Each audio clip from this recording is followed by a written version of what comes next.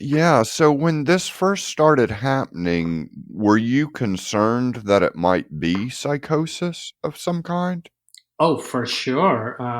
Because it felt like, because when I experienced my first panic attack, and it was like a full blown, full on panic attack, and that was the first thing that hit me was that I am losing my mind. And it's just this, it's a very non-verbal feeling. It's a very deep rooted fear. I think like the feeling of insanity or the fear of insanity is so deeply rooted in people that when that fear gets triggered, it just rattles you to your core being.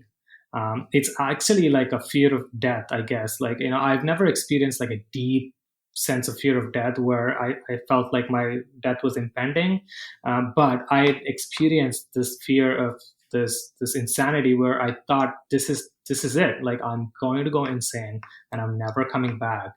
And I'm going to be like, done. And yeah, I would just go, uh, you know, that day I went home and I just started reading about psychosis, and I just started looking at the symptoms, and I could almost like relate to some of the symptoms, so which made me panic even more. Um, so there are like some symptoms that are parallel when people say like, oh, you might experience a break with reality, consensus reality, and so you're thinking like, oh, the way that I experience reality is a little bit off, so I must be experiencing a break with reality. So it almost feels like you are going through psychosis. But in my experience, and I'm not like, I have to say, like, I'm not a medical doctor, I'm not a psychologist, so this is just my own experience. In my experience, I feel like when you go through psychosis, you're not even aware of your break with reality.